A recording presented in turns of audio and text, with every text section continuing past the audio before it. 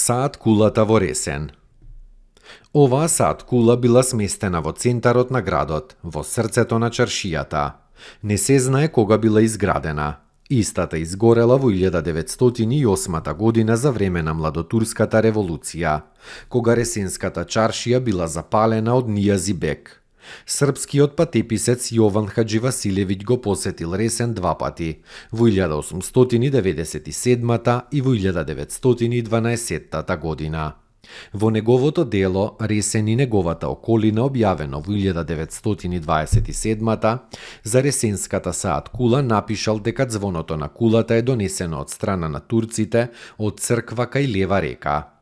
Во 2012 година, градот Ресен решил да постави часовник на камбанаријата на градската црква Свети Георги, изградена во 1832 година.